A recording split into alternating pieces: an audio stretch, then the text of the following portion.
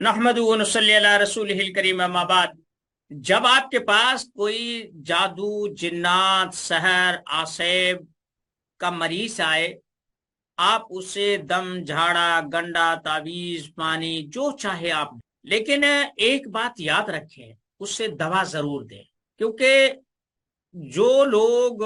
تبخیر کے مریض ہوں گے انہیں ڈراؤنے خواب نظر آئیں گے، انہیں خواب میں آفات بلیات دکھائی دیں گی، مصیبت میں پھنس رہے، بھاگنا چاہتے ہیں بھاگ نہیں سکتے، وغیرہ وغیرہ ایسی چیزیں لڑائی نظر آئیں گی۔ اور جو سفرابی مریض ہوتے ہیں وہ کہیں ان کے پیچھے سانپ لگا ہوا ہے، کہیں جو ہے نا آگ جل رہی ہے، کہیں لڑائی جھگڑا ہو رہا ہے، کہیں قتل و غارت ہو رہی ہے، تو وہ سفرابی مریض ہوں گے۔ اور جو لوگ خواب میں دیکھتے ہیں کہ پانی میں ڈوب رہا ہے، پانی سیلاب آ رہا ہے، یا پانی بارشیں ہو رہی ہیں، تو ایسے مریض عمومی طور پر اعصابی ہوتے ہیں۔ تو ان کی ڈیفینیشن ہو جائے گی، میں انشاءاللہ آپ کو آج کا جو حصہ ہے جس میں وہ علامات لکھی ہوئے ہیں طبی طور پر بھی، اور اس میں وہ جو سے جیسے بھی لکھی ہوئی آپ انہیں غور سے دیکھیں، اس کے مطابق کریں، کیونکہ جسم میں روحانی بیماری ہو یا جسمانی بیماری ہو، جیسی بھی ہو، بہرحال اس خاکی وجود کو ہی وہ چھیڑ سکتی ہے، اس پہ ہی اثر انداز ہوتی ہے۔ روح کو تو وہ چھیڑ نہیں سکتی، نہ اس کی دسترس میں ہے، ٹھیک ہے نا؟ تو آپ یہ چیز ضرور کریں، نبض شناسی، قارورہ دیکھیں اس کا، اور اس سے مناسب انداز میں اسے پوچھیں کہ مثلا جیسے اب صبح جب اٹھتا ہے تو اس کے منہ میں تھوک ہوتا ہے، خشک ہوتا ہے، کڑواہٹ ہوتی ہے، یعنی اگر تھوک ہوتا ہے تو اعصابی مریض ہے، اگر خشک ہوتا ہے تو وہ عضلاتی مریض ہے، کڑوا اور یہ بد ذائقہ ہوتا ہے تو وہ غدی مریض ہوتا ہے۔ آپ نیند کے بارے میں بھی دیکھیں، جو آدمی گہری نیند سوتا ہے وہ بنیادی طور پر اعصابی ہوتا ہے۔ بہت یہ گھوڑے بیچ کر سوتے ہیں، انہیں کوئی پتہ نہیں ہوتا ہے کون آیا، کون گیا، کوئی مرا، کوئی جیا، کچھ نہیں۔ اور جو غدی مریض ہوتے ہیں نا، یہ چمک نیندے ہوتے ہیں، تھوڑی سی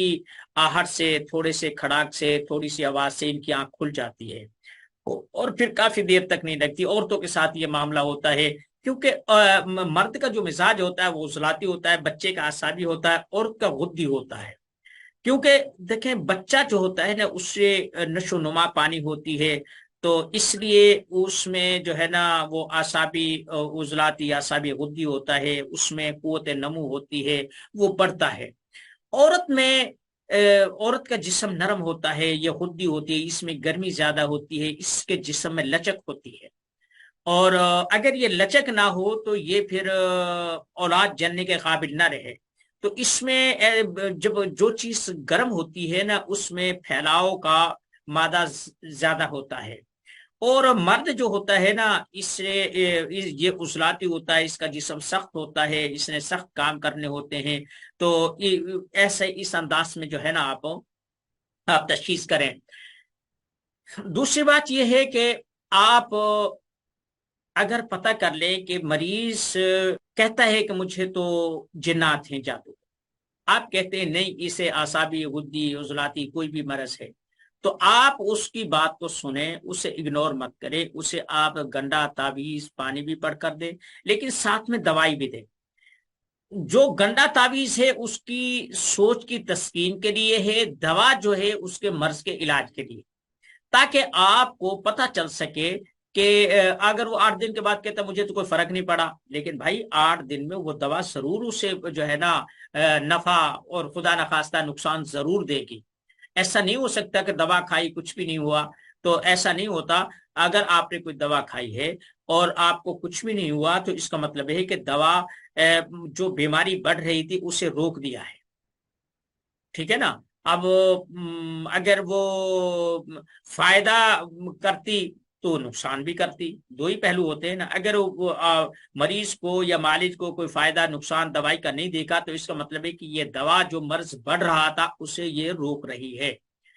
تو یہ ایک چیز ہے۔ دوسری اہم بات یہ ہے کہ آپ فوری طور پر، بالخصوص جو جادو اور جنات کے مریض ہوتے ہیں نا، آپ فوری طور پر ان پہ حکم مت لگائیں، کہ تیرے اوپر جادو ہے، تیرے اوپر جنات ہیں، تیرے اوپر سایہ ہے، تیرے اوپر تعویذات ہے، تیرے اوپر پڑھائی ہے، وغیرہ وغیرہ، یہ ساری چیزیں آپ اس سے کہیں کہ آپ مجھے نام، والدہ کا نام لکھوا کے رکھ دیں، میں رات کو حساب کتاب لگاؤں گا، اپنی پڑھائی کروں گا، توجہ کروں گا، صبح میں آپ کو بتاؤں۔ اس سے مریض ایک تو مطمئن ہوگا، وہ کہے گا ہاں رات کو اس نے پڑھائی کی تھی، تو آپ کا معاملہ کچھ پھر جب آپ علامات اس سے پوچھیں گے تیرے ساتھ کیا ہوتا ہے، کیا محسوس ہوتا ہے، کس چیز کے کھانے سے تجھے راحت ملتی ہے، کس چیز کے کھانے سے تجھے تکلیف ہوتی ہے، وہ ساری چیزیں لکھ لیں۔ پھر آپ تنہائی میں بیٹھ کے اس کا تجزیہ کریں کہ اس کے یہ بیماری، یہ علامات یہاں ہے۔ اب میں آپ کو وہ 6 جو تحریکات ہیں ان کے میں علامات آپ کو بھیجوں گا، آپ وہی پرنٹ کروا کے سامنے رکھ لیں کہ بھائی اس نے یہ بھی بتایا تھا، یہ ہے، یہ ہے، اس کا حل یہ ہے، اس کا حل یہ ہے، اس کے مطابق اسے ایڈوائس بھی دے، اسے کھانے بھی تجویز کرے، اور اسے اب پرہیز جو ہوتا ہے نا، بنیادی طور پر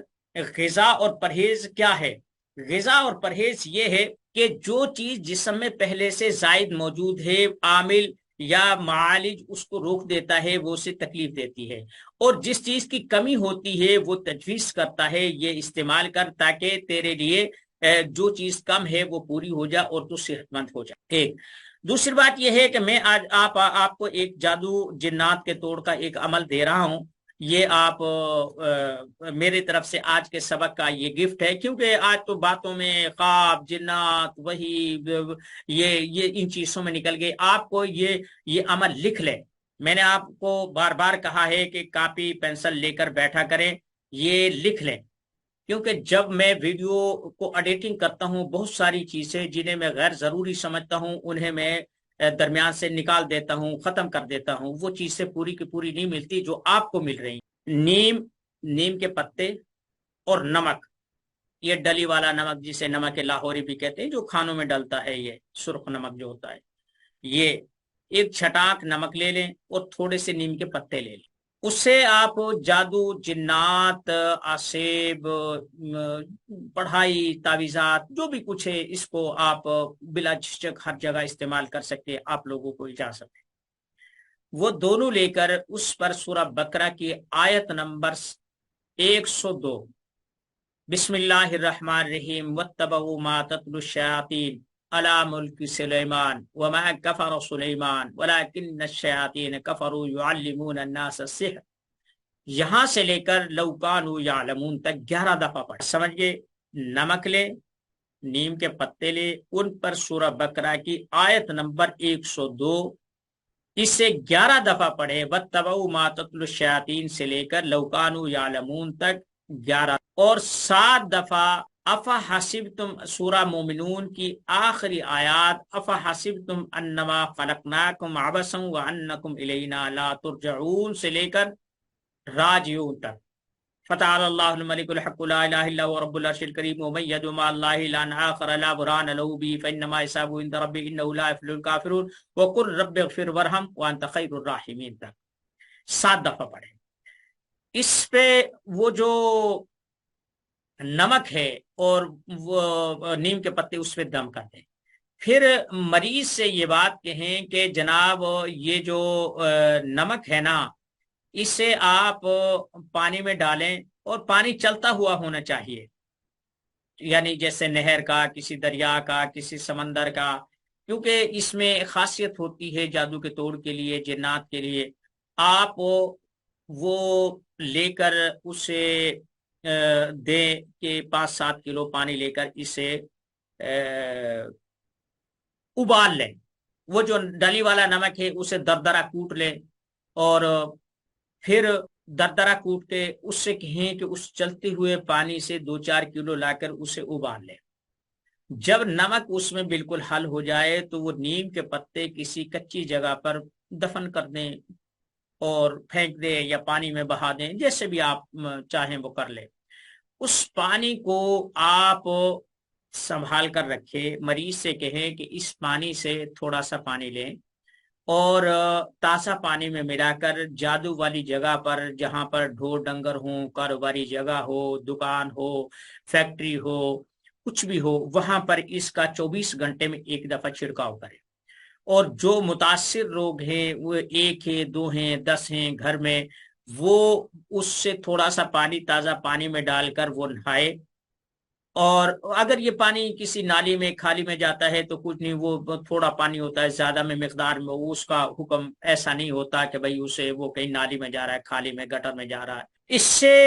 3 دن سے لے کر 1 ہفتے تک یہ عامل کی توجہ کے اوپر منحصر ہوتا ہے، جادو، جنات، سحر وغیرہ ٹوٹ جاتا، ٹھیک ہے۔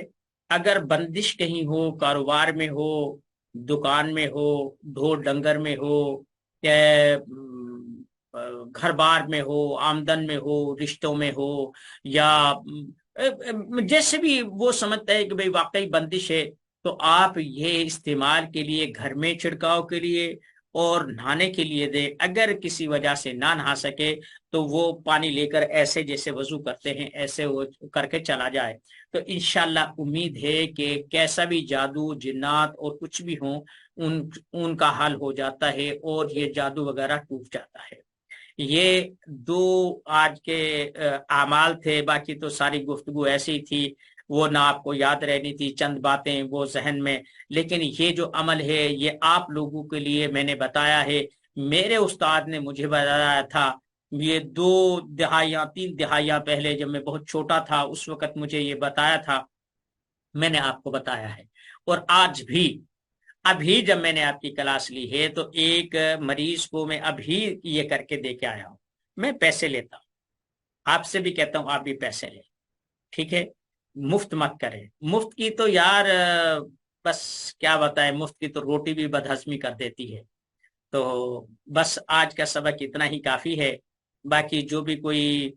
میں آپ کو 2-4 منٹ دیتا ہوں، اگر کوئی آپ میں سے کوئی سوال کرنا چاہے تو کر سکتا ہے۔